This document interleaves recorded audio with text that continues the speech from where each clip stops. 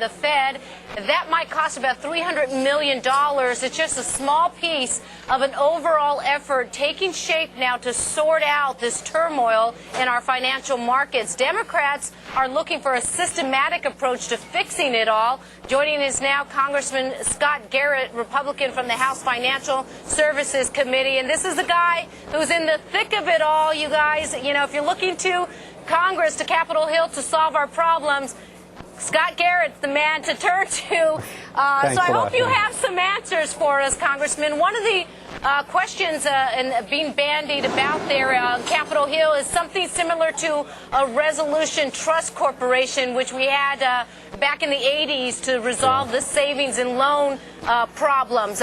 Is that what we need, some systematic approach to fix this financial crisis? Well, the word systematic approach certainly sounds good. It's just whether the RTC is the appropriate way to go. I was involved on the other side of the equation back when the RTC, as an attorney with a law firm that handled out all the bankruptcies, and we saw how well that was managed. I'd be a little bit concerned going forward if we're going to have the same sort of arrangement. And secondly, on that point, we're really talking about apples and oranges in some respect as to what sort of assets that we're dealing with here. Obviously, the RTC was dealing with the housing market, but actually the actual houses that are out there. Here we're dealing with perhaps the derivatives and the credit swaps and what have you. So it's apples and oranges, slightly different things. I would go slow on that right now. So, Mr. Garrett, as I'm looking at this as a citizen, I'm scared. I see the banking industry completely collapsing and Wall Street's imploding, and you guys are trying to figure out, the Democrats trying to figure out a systematic approach. I see the market approach. Nothing seems to be working. We were bailing out AIG with my money. Was supposed to stop this market from falling 500 points today. It fell 500 points today. What do we do? What do you tell America? Well, you do exactly what you're doing right now. You're at a happy hour. You should be having a good time at a happy hour. And I assume that's probably a pretty busy place right now on Wall Street. Well, it is. A few brokers in here pounding the drinks, that's for sure. Is that the situation? Yeah. Well, you know, some action probably should have been clearly action should have been taken a long time ago. You and I have discussed this in the past, that Congress should have stepped up to the plate and put in some protections and put in the proverbial world-class regulator on some of these aspects of Wall Street, on the GSEs and so on and so forth. That wasn't done.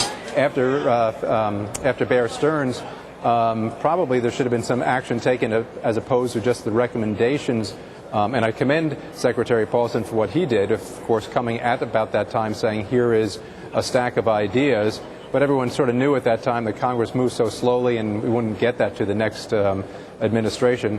We showed how quickly Congress can act in July when the situation was coming on down and the administration came up with a proposal. I thought it was a bad proposal. I voted no on it as far as bailing out the situation. But that came down in a week. And so when we want to move quickly, they could have. That's really what needed to be done there, and it wasn't done. Congressman, are you suggesting that we should have no other bailouts, no other backstops, no other conservatorships going forward for any company that looks like it needs help?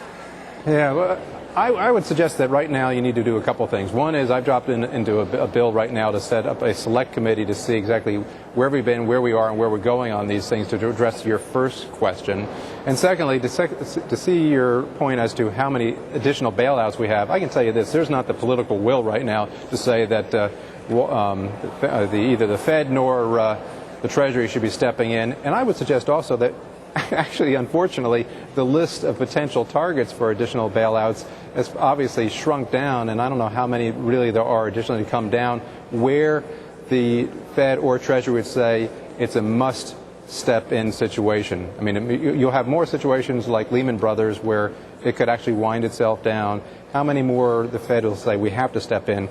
Maybe relatively short. Congressman Garrett, thanks for joining us today. I sure hope you guys do stop stepping in on any of it. Thanks, Congressman. I agree with you on that. Thanks so much. Thank you. Guys, on tap, we'll get to the bottom of what all this means for your bottom line. Quick shots, we're actually going to try and figure out how to make some money in this turmoil, and to look at the money market funds and bond market turmoil up next on Happy Hour. Stick around. Actually, I think we both know where the market's going. All right? It's going up and down. And yeah, there are a lot of opinions out there.